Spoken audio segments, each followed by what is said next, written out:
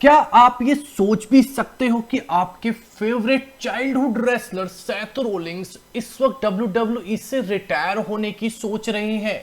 कौन सा battle royal होने वाला है मंडे नाइट रॉ में? और रोमन रिंग्स का रिएक्शन जो कैमरे में पकड़ा गया है, सैमी ज़ैन पे उनका क्या रिएक्शन था, होगा दोस्तों इस वीडियो में रिवील। मेरा नाम है नितिश वशिष्ठ एंड आप देख रहे हैं WWE Hindi empire channel. Seth Rollins retirement के बारे में सोच रहे हैं। हाँ, आपने बिल्कुल ये बात मेरे मुंह से सही सुनी। आपने अभी तक बेशक सोची ना हो, पर सेथ रोलिंग्स इसे कर भी सकते हैं।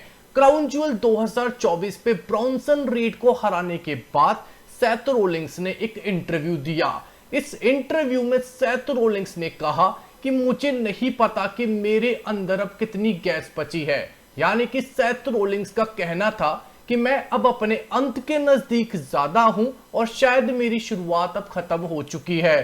सेथ रोलिंग्स ने अपने फैंस को बेशक थैंक यू कहा, पर उनका इशारा साफ था कि वो अपनी लाइफ WWE और रेसलिंग के बाद सोच रहे हैं। इंटरेस्टिंग बात तो ये है कि आपको शायद पता भी नहीं होगा, सेथ रोलिंग्स को WWE और रेसलिंग में अपनी फाइट्स लड़ते हुए पूरे 20 साल बीत चुके हैं। साल 2004 में सेथ रोलिंग्स ने की थी अपनी रेसलिंग जगत में डेब्यू और साल 2012 में वो जुड़े थे WWE से।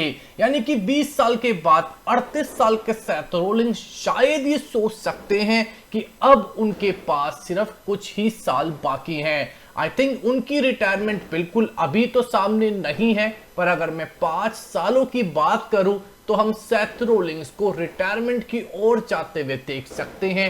उनकी वाइफ WWE की बिगेस्ट सुपरस्टार्स में से एक बेकी लिंच तो शायद ये फैसला ले भी चुकी है और वो ऑफिशियली WWE से शायद अपने आप को रिटायर ही मानती हैं। अब बात करेंगे लिव मॉर्गन की। अगर ट्रेंडिंग में कोई फीमेल WWE रेसलर है तो इस वक्त है लिव मॉर्गन, क्योंकि first ever crown jewel champion भी तो लिव मॉर्गन ही है। दोस्तों, मंडे नाइट रॉ पे हमें एक बैटल रॉयल होता हुआ दिखेगा, जहां पे हमें रिया रिप्ली की रिप्लेसमेंट और लिव मॉर्गन के सामने उनकी नंबर 1 कंटेंडर एक बैटल रॉयल से डिसाइड होगी। जो भी ये बैटल रॉयल जीतेगा उसे लिव मॉर्गन के खिलाफ उनकी वर्ल्ड हैवीवेट चैंपियनशिप का मैच खेलने का मौका मिलेगा। इसके बाद बात कर सकते हैं जिनका ओरिजिनल ट्राइबल चीफ का नाम लग चुका है दांव पे, और वो है रोमन रेंग्स। रोमन रेंग्स को आप सभी जानते हो, क्राउन ज्वेल पे एक बहुत बुरी हार का सामना करना पड़ा। उसके बाद उनकी हालत और भी तब खराब हुई जब सैमी ज़ैन ने गलती से अपनी किक यानी कि हलवा किक उनको मुंह पे चढ़ दी।